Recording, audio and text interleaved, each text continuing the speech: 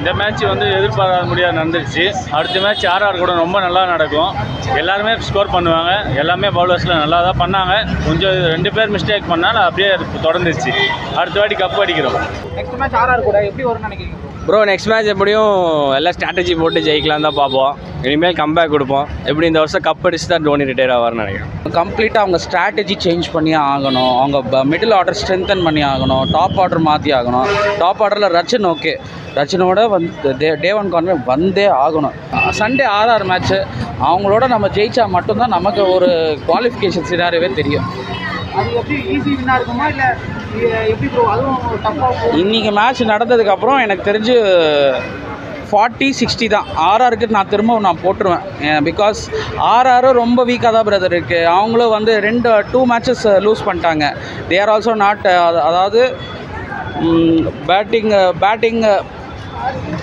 இன்பேலன்ஸாக இருக்குது, ஃபீல்டிங்கும் இன்பேலன்ஸாக இருக்குது. சொல்ல முடியல. எனக்கு தெரிஞ்சு ஒரு 40 சிஎஸ்கேக்கும் 60 ராஜஸ்தான் கொடுக்கலாம். பிகாஸ் இங்கே நம்ம ஆளுங்களுக்கு டாப் ஆர்டர் ரொம்ப வீக் ஆகிடுச்சு. என்ன மாற்றுவாங்கன்னு தெரியல.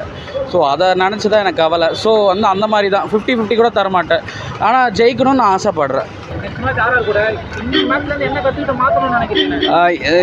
இன்னைக்கு நடந்த மேட்ச்சில் வந்துட்டு நம்ம ஃபீல்டிங்கை வந்துட்டு கேச்சஸை ட்ராப் பண்ணக்கூடாது.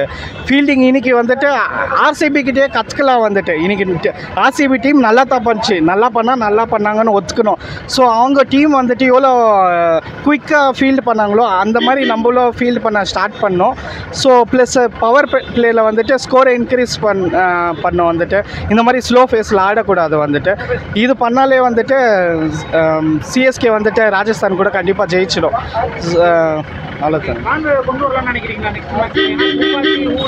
இல்லை, டிவான் கான்வே வந்துட்டு நின்று ஆடி நம்ம பார்த்ததில்ல. வராரு, விக்கெட் விழுதுறது. ஸோ நின்று ஆடிட்டாப்பில்னா வந்துட்டு அவரோட ரிசல்ட் நம்மளுக்கு தெரிய வந்துடும். சரி, நின்று ஒரு 10-15 பால் ஆடினார்னா அவரோட ஸ்ட்ரென்த்து ப்ராப்பராக என்ன இருக்குதுன்னு தெரிய வந்துடும். வந்துட்டு ஸோ அவர் நின்று ப்ராப்பராக ஆடுனதில் வந்துட்டு வராரு, விக்கெட் வாங்கின்னு போயிடுறாரு. இப்போ வந்து அவங்க வந்து கடைசி 2 மேட்ச் அவங்க லாஸ் பண்ணிட்டாங்க. சிஎஸ்கே கூட அது ஈஸி வின்னா இருக்குமா நமக்கு, இல்லைனா அவங்க டஃப் ஆகிட்டு கொடுப்பாங்கன்னு நினைக்கிறீங்களா? ஏன்னா ராஜஸ்தான் 2 தோத்துட்டாங்க இல்லையா? இல்லை, ராஜஸ்தானும் வந்துட்டு இப்போது ஈஸியாக வின் பண்ணிட முடியும்ன்ட்டு சொல்ல முடியாது. இப்போது சிஎஸ்கேவோ சாதாரண டீம் இல்லை. வந்துட்டு அவங்க எப்போவுமே கம்பேக் கொடுக்குறது தான் பேர். வந்துட்டு இப்போது நடந்த தவறெல்லாம் வந்துட்டு திருத்திக்கின்னு வந்துட்டு கண்டிப்பாக அவங்க ஜெயிக்குவாங்கன்னு நம்புகிறேன். வந்துட்டு நமக்கு எப்பயுமே நமக்கு ராஜஸ்தானோட நம்ம எல்லாருமே அது வந்து அண்டர் த ரேடார் போயிடுறோம். நம்ம ராஜஸ்தானை பார்க்குறப்ப நம்ம மும்பையை பார்க்குறோமோ, ஆர்சிபியை நம்ம சொல்கிறோம்.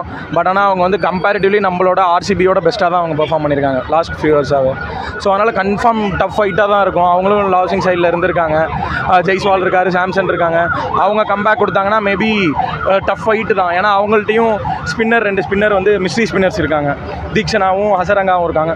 ஸோ அதனால் டஃப் ஃபைட்டாக தான் போகும். கன்ஃபார்ம் நம்ம ராஜஸ்தான் மேட்ச் நம்ம நல்லா எக்ஸ்பெக்ட் பண்ணலாம். ஃபுல்லி நல்லா வரணும், வந்துருவாங்கன்னு நினைக்கிறேன். பேட்டிங் ஆர்டர் தான் கொஞ்சம் கொலாப்ஸாக இருக்குது. லைக் ஃபர்ஸ்ட் மேட்ச்சை மும்பை கூடயும் பார்த்தோம், ரொம்ப பெரிய டார்கெட் இல்லை. பட் இருந்தாலும் கடைசியாக ஒரு விக்கெட் போய் வச்சோம். இந்த மேட்ச் கொஞ்சம் தெரிஞ்சிருச்சு, ஓகே இதுதான் நம்ம பேட்டிங் ஆர்டர். லைக் திரிபாதி அந்த ஹூடா வந்து ரொம்பவே பெர்ஃபார்ம் பண்ண மாட்டேங்கிறாங்க. ஸோ எல்லாமே அவங்க நம்ம ஒன்றும் இந்த லெவலில் அவங்களுக்கு வந்து நம்ம அட்வைஸ் பண்ணணுன்ற இது கிடையாது. பட் அவங்களுக்கு தெரியும். அதை அவங்க பார்த்துட்டு அடுத்த மேட்ச் கொஞ்சம் நல்லா பெர்ஃபார்ம் பண்ணாங்கன்னா நல்லது, ஃபேன்ஸ்க்கு நல்லது. அவங்க 2 பேரும் பதிலாக கான்வே உள்ளே கொண்டு வந்தாங்க மேட்ச் நல்லா. ஆக்சுவலி அதான் பேசியிருந்தோம். கான்வே உள்ளே எடுத்துகிட்டு வந்துட்டு ஓப்பனிங் இறக்கி விட்டுட்டு லைக் சாம் கரனுக்கு நம்ம இப்போ பெரிய அட்வான்டேஜ் இல்லை சாம் கரனால். ஸோ அன்சுல் கம்போஸ் கூட நம்ம பவுலிங் ஆப்ஷனாக எடுத்துகிட்டு வரலாம் அப்படின்னு சொல்லிட்டு தான் பேசிகிட்டு இருந்தோம். பட் சென்னை பற்றி தெரியுமே, அவங்க ஒரு வாட்டி ஒரு பிளேயர் சான்ஸ் கொடுத்துறாங்கன்னா 14 மேட்ச் வந்து மேண்டேட்டரி அவங்க ஆடிடுவாங்க. லைக் பொட்டன்ஷியல் இருந்தால் தான் சென்னை டீம் வந்து சான்ஸ் கொடுப்பாங்க. பார்ப்போம் ஆடுறாங்களா இல்லையா. ஆர்ஆர் இருக்கிறப்ப எப்படி ஈஸி வின்னா இருக்குமா?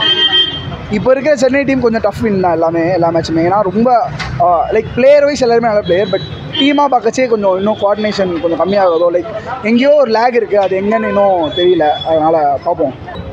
ஜெயிக்கணும் அவ்வளோதான். இந்த மேட்ச்சு ஆர்சிபின்னும் போது நிறைய எதிர்பார்த்தோம். பட் ஆனால் ரொம்பவே, ஏன்னா அவங்க நல்லா அடித்தாங்க ரொம்ப. ஆனால் இவங்கக்கிட்ட அந்த இது இல்லை, ட்ரை பண்ணக்கூட மாதிரி தெரியல. பட் பரவாயில்ல, ஏதோ தோனி அடித்தது அந்த மாதிரி சில மொமெண்ட்ஸ் ஹாப்பியாக இருந்துச்சு.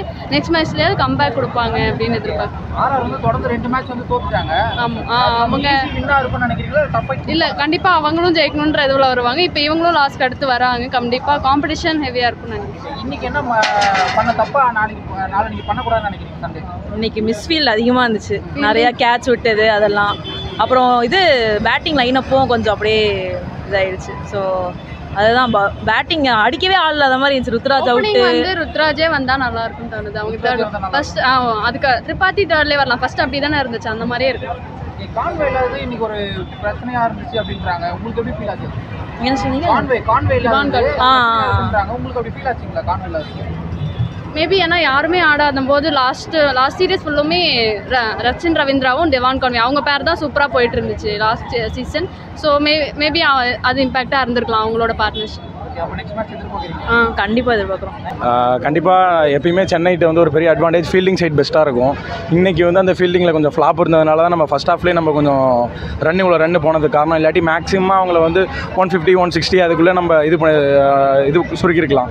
ஸோ அதனால் நம்ம இன்னும் ஃபீல்டிங் சைடு இன்னும் கொஞ்சம் பெட்டர் பண்ணாங்கன்னா அது ஒரு மெயின் அட்வான்டேஜ். அதுக்கப்புறம் பார்த்தீங்கன்னா பவுலர்ஸ் வந்து மேக்ஸிமம் அவங்களால முடிஞ்சதை பண்ணாங்க. ஆனால் இன்ஃபேக்ட் அவங்க கொஞ்சம் பெட்டர் சைடில் இருந்தாங்க. இன்றைக்கி கொஞ்சம் எல்லாமே டாமினேட் பண்ணிட்டாங்க. வரவங்களாம் கொஞ்சம் இதாக நல்லா இருந்தாங்க. அப்புறம் ஃபினிஷிங்கில் வந்து சாம் கரன் வந்து அந்த ஒரு 20 ரன்ஸ் லாஸ்ட் ஓவர் எக்ஸ்ட்ரா கொஞ்சம் லீக் பண்ண மாதிரி இருந்துச்சு. ஃபர்ஸ்ட் ஹாஃப் பொறுத்தவரையும் நம்ம ஃபீல்டிங் ப்ளஸ் அந்த டெத் ஓவர் கொஞ்சம் இன்னும் ஃபோக்கஸ் பண்ணலாம். அது பண்ணாங்கன்னா இன்னும் கொஞ்சம் பெட்டராக இருக்கும். அதே மாதிரி ஓப்பனிங் நம்ம டீம் செலெக்ஷனை கொஞ்சம் சேஞ்ச் பண்ணலாமோ அப்படிங்கிற ஒரு இது. பட் ஆனால் இயர்லி கால் தான், ஃபஸ்ட் 2 மேட்ச் தான் இருக்குது. அதுக்குள்ளே நம்ம எந்த பிளேயரையும் நம்ம ஜட்ஜ் பண்ண முடியாது. அவங்களுக்கும் புது ஃப்ரான்ச்சைஸி எல்லாம் இருக்குது.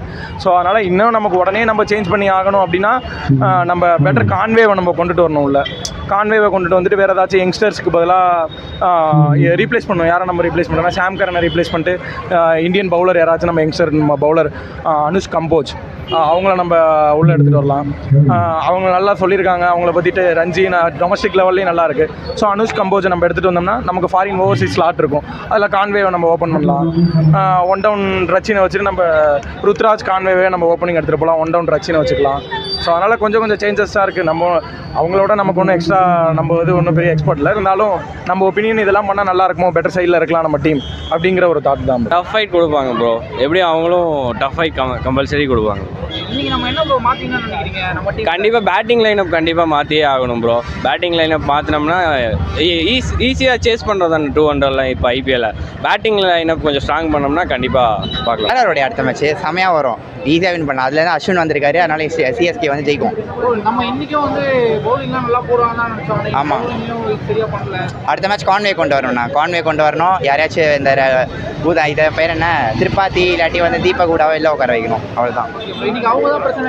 ஏன்னா வந்து அந்த ஆர்டரே சரியில்லை. ஆமாம், ஓப்பனிங் எதுக்கு அவர் வராருன்னு எனக்கு புரிய மாட்டேங்குது. அவர் தூக்கிட்டாரு கரெக்டாக வரும், டீம் பேலன்ஸாக வந்துடும். கான்வே உள்ளாண்டாருன்னா பேலன்ஸாக இருக்கும். கேட்ச் ட்ராப்லாம் நிறைய பண்ணியிருந்தாங்க இன்னைக்கு. அது ஃபீல்டிங் தானே, அது பார்த்துக்கலாம்.